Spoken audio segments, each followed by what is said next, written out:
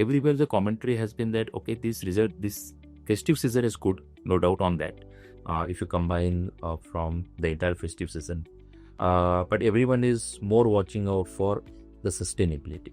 So what we are seeing, there is a good demand, no doubt. But whether it's going to sustain post-festive season in December, Jan, Feb, so market is more looking forward. Okay. So now, let's talk about your outlook as such, how you are positioned in your, across sectors. Why this positioning does not change month on month for you, but could you elaborate to our investors, how the positioning is across funds? Hello investors, welcome to Moneynomics by Axis Mutual Fund. I'm Shalini Gautam and I have with me our Head of Equity, Shreesh Davarkar. Today, me and Shreesh will be discussing the impact of the earnings season on equities, also the impact of GST rationalization in terms of demand, and how Shreesh is positioned in his portfolios. So Shreesh, I think the markets have have had a little bit of a comeback post the, some of the earnings numbers that we have seen. So how has the earnings season panned out for you so far? Sure.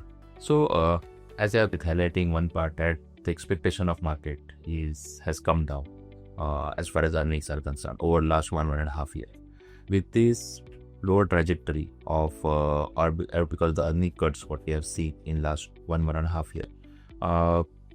In this recession, what we observed is the growth is not disappointing now, and that lack of growth disappointment, I think what will happen from here on, that already the earnings are in single digit, and on that base the earning growth may be expected for next year, which may be at a double digit. So it's give for me a good pace. That's what. Secondly, if we go sector specific, then what we observe is in financial services, definitely the results were better than expected, especially on the NIM front. Then on the growth front as well, especially some of the banks showed good growth on the corporate side. And on the third angle of the provisions and asset quality, there we have not seen any drastic change in the trend of the asset quality. So because of these three reasons, financial services sector has done well, and especially in the mid and small segment, there has been some deals which got announced as far as the equity infusion is concerned. That also has elevated the sentiment for that sector. Apart from that, IT continue to remain weak the way it used to be earlier. Capital goods, especially power sector, results were good. The margin as well as growth trajectory remains intact as of now, whatever we have seen the results. If we look at other sectors like consumption oriented and capital goods, there the demand has been mixed. Oh, so now I think it's been 2 months to GST rationalization. How do you see the demand evolving for the discretionary sectors? Do you see there is a movement in those sectors, or which are the sectors which are lagging in terms of demand yet? Actually, as far as the current result season is concerned, especially and the commentary from that, some of the sectors actually faced a setback in terms of their growth trajectory, more because of the inventory adjustment. Apart from that, if you take the discretionary sectors like auto or consumer durable, in those category, in auto we have seen good demand. In consumer durable as well, the demand has been mixed. Especially in the estate space, everywhere the commentary has been that okay, this festive season is good, no doubt on that. If you combine from the entire festive season, but everyone is more watching out for the sustainability. So what we are seeing, there is a good demand, no doubt.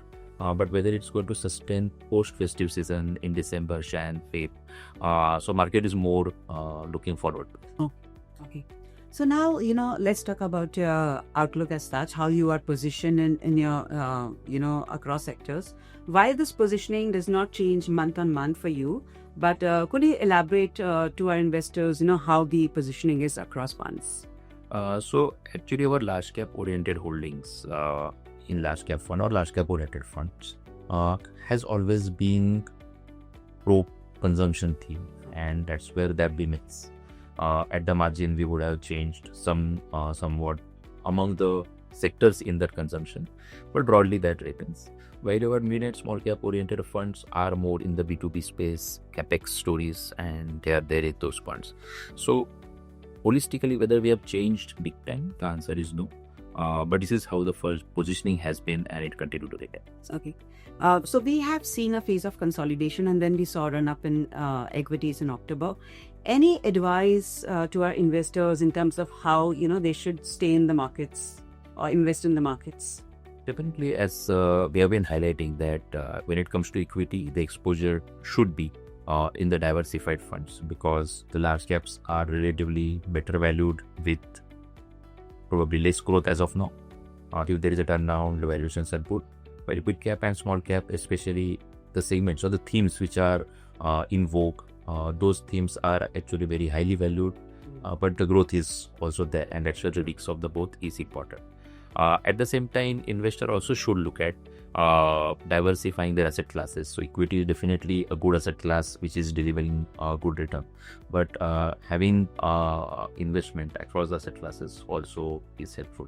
Okay, so thank you so much, Shresh, for your insights, and thank you to our investors for joining in. Stay tuned to Moneynomics by Axis Mutual Fund. Thank you. Mutual fund investments are subject to market risks. Read all scheme-related documents carefully.